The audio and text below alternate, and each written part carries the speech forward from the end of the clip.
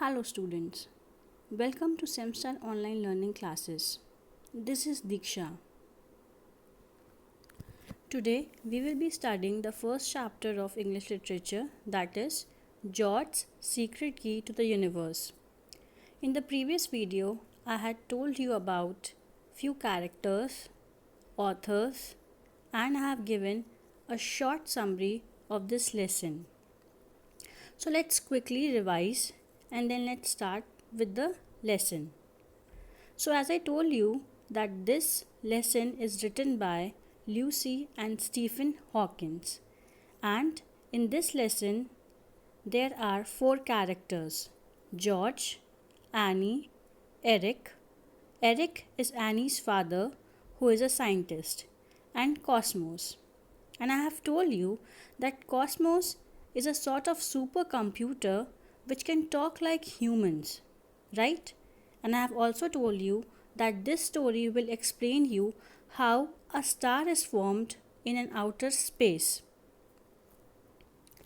So before starting any lesson, we should know how to pronounce certain words.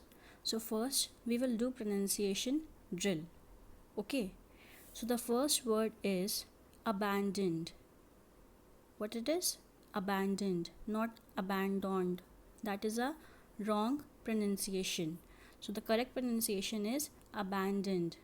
Second one is clutter. Third one is fascinates. Fourth one is gulped.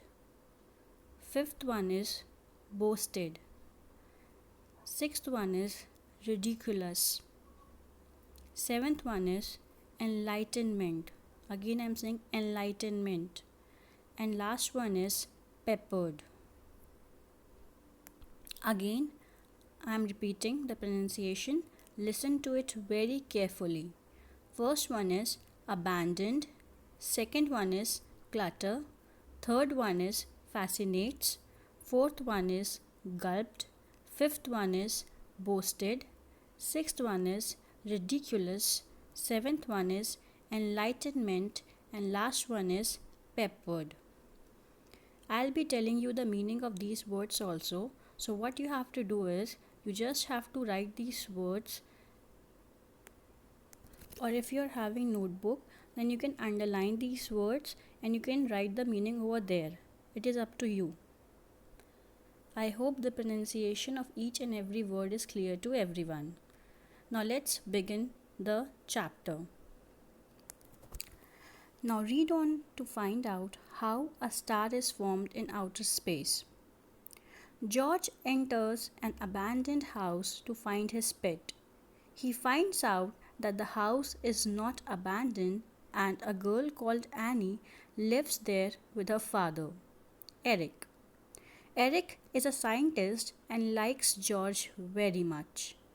Their house is in a mess, but George spots many interesting things in the clutter of books and papers. The thing that fascinates him the most is Eric's special computer. Now first we will know the meaning of certain words.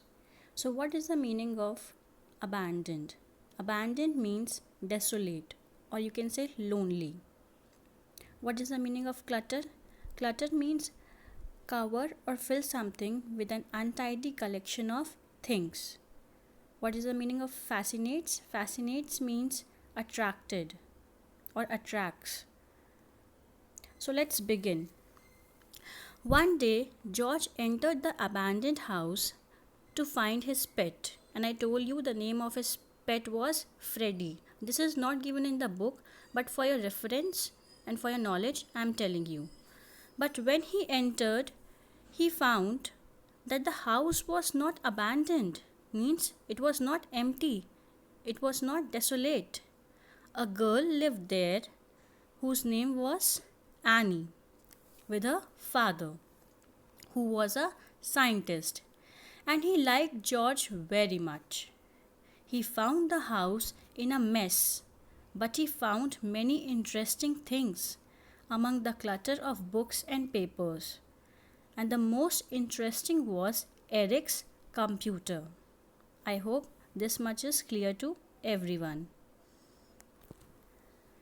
Eric's computer was small and glossy.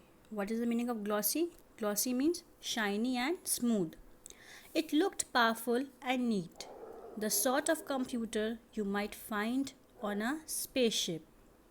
Eric hit a couple of buttons on the keyboard, and the computer made a sort of humming noise while bright flashes of color shot across the screen.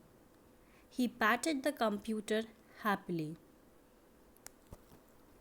"You have forgotten something," said a strange mechanical voice, and George jumped out of his skin. So, what is the meaning of jumped out of his skin over here? Jumped out of his skin means George got surprised or he got frightened. "Have I?" Eric looked confused for a moment. "Yes," said the voice. "You have not introduced me." "I'm so sorry," exclaimed Eric. "George, this is Cosmos, my computer." George gulped. Gulp means he swallowed quickly, right? He had no idea what to say. "You have to say hello to Cosmos," said Eric in a side whisper to George. "Otherwise, he will get offended." Offended over here means what? Upset or angry. "Hello, Cosmos," said George nervously. He had never spoken to a computer before.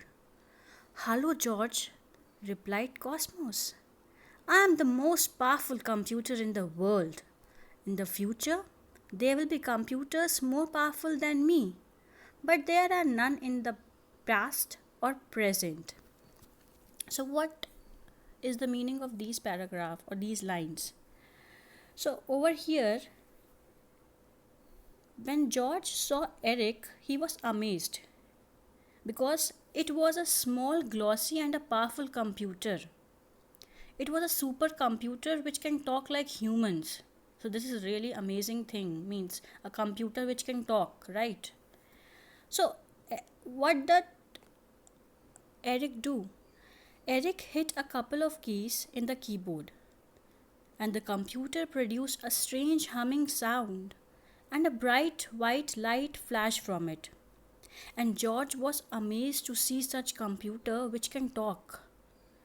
Eric introduced George to Cosmos, and Cosmos introduced itself to George.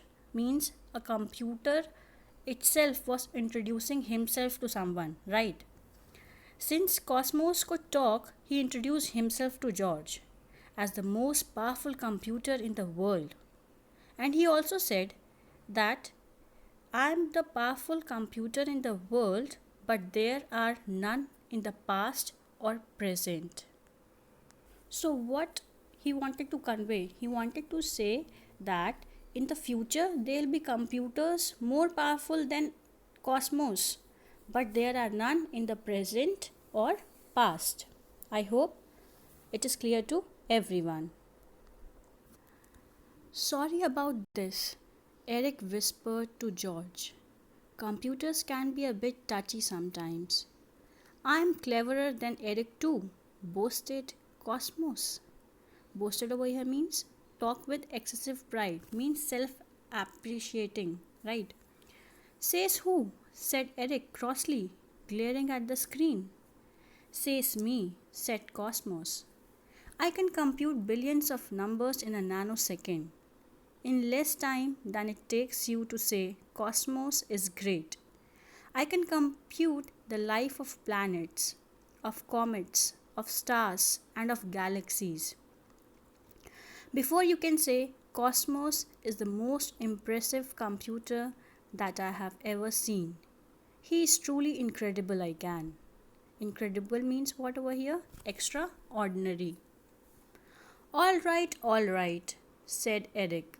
"Cosmos, you are the most impressive computer we have ever seen. Now, can we get on? I want to show George how a star is born." So over here, Cosmos told George that he can compute billions of numbers in a nanosecond, and it can compute the life of planets, comets, stars, and of galaxies. So Eric told George that he wanted to show George that how a star is born. No, said Cosmos. No, said Eric. What do you mean? No, you ridiculous machine. Ridiculous means foolish. He must take the oath, said Cosmos. Good point, clever Cosmos, said Eric, leaping over to the blackboard. George, said Eric, to learn about the greatest subject in the whole universe. Are you prepared to take a special oath to promise that you will use your knowledge only for good and not for evil? This is very important, George. Science can be a force for good, but it can also do great harm.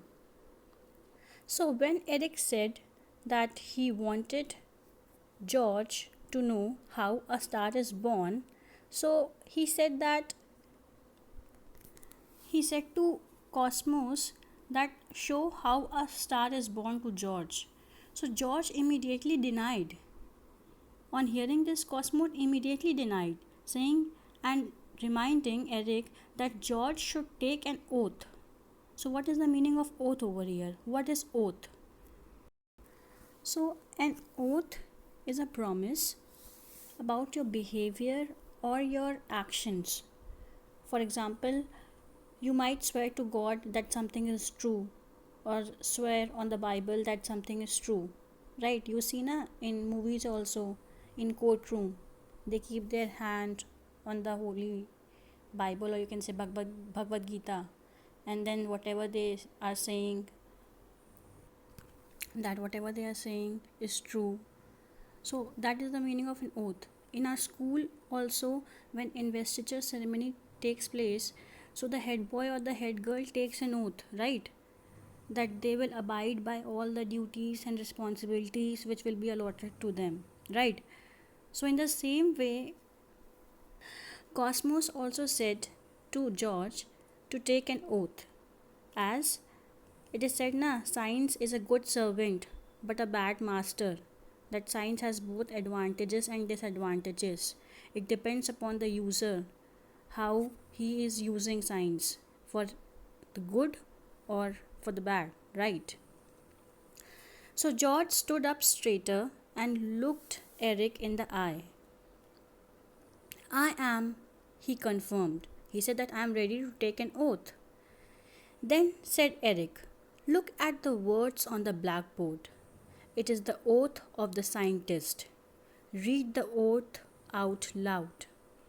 The words of the oath made him feel tingly with excitement, right down to his toes. He read the oath out loud, as Eric has instructed. I swear to use my scientific knowledge for the good of humanity. I promise never to harm any person in my search for enlightenment. I shall be courageous and careful in my quest for greater knowledge about the mysteries that surround us. I shall not use scientific knowledge for my own personal gain or give it to those who seek to destroy the wonderful planet on which we live. If I break this oath, may the beauty and wonder of the universe forever remain hidden from me. So this was the oath taken by George. And he promised to Cosmos that whatever knowledge he will gain from here, he will use it for the good of mankind. I hope this much is clear to everyone. This was part 1. Now in the next video we will study about part 2 of this lesson. Till then, please read the chapter, and if you have any doubt, then you can ask me.